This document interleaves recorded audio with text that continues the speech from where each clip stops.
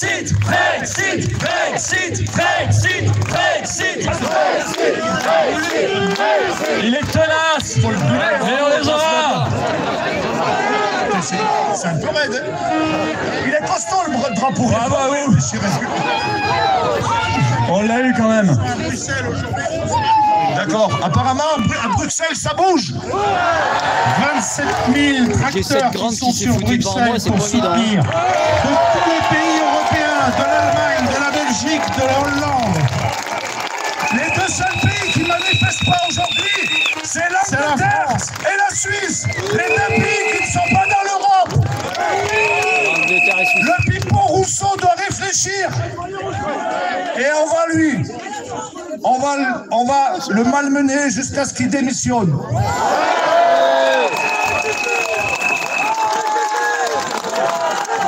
Ah, je crois qu'il sert d'essuie-pied. Un applaudissement pour tous les agriculteurs. De serpillière.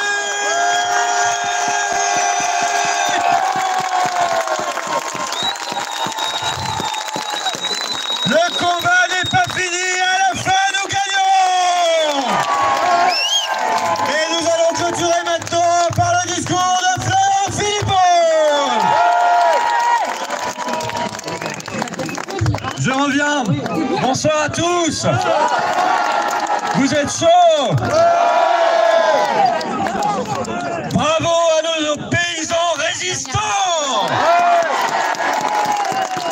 Et évidemment, applaudissements particuliers pour les 91 qui ont été honteusement mis en garde à vue à Rungis. Darmanin avait sorti les blindés, même les centaures, qu'il n'avait pas sortis face aux émeutiers. Quelle honte! On a mis des mois à parler de cette colère agricole, de cette révolte paysanne. Les médias ne voulaient pas en parler, les politiques s'y intéressaient pas, et d'un coup, ça a explosé. Les Français ont exprimé, depuis le début, un soutien massif qui ne s'est jamais démenti. Car l'agriculture, c'est la vie. L'agriculture française, c'est la France. C'est notre passé, c'est notre présent et c'est notre futur. C'est la culture de nos terres, c'est l'élevage de nos bêtes. Ce sont ces paysages français façonnés depuis des millénaires par l'ingéniosité des hommes, leurs mains, leur labeur, leur travail. Ce sont des traditions, des savoirs, des savoir-faire. Et Claude, Sébastien, Alexandre avait raison. Dans toutes les familles françaises, il y a un parent, un grand-parent, un arrière-grand-parent paysan.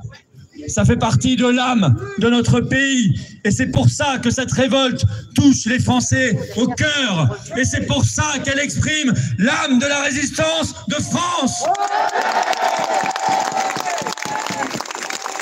Ce sont nos communes, nos villages, nos clochers, nos champs, nos haies, nos vignes, notre gastronomie, nos vins. C'est la vie, c'est la France. Alors, cette colère paysanne a pris, pour toutes ces raisons, nos compatriotes aux tripes. Est-elle terminée? Non! Attal et Macron ont jeté 3 miettes de pain à la tête des paysans. Ils ont parlé de simplification des normes. Alors moi, j'ai repris les articles de presse. Monsieur Raffarin, Premier ministre, en 2005, il y a 19 ans, promettait la simplification des normes aux agriculteurs.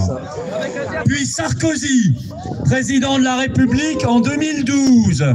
Puis un certain Macron, en 2018, dans un discours sur l'agriculture. La réalité, c'est que ces gens-là n'en ont rien à faire de nos paysans qui crèvent de ce suicide chaque jour dans notre pays. 26 exploitations agricoles mettent la clé sous la porte chaque jour dans notre pays et ils s'en fichent.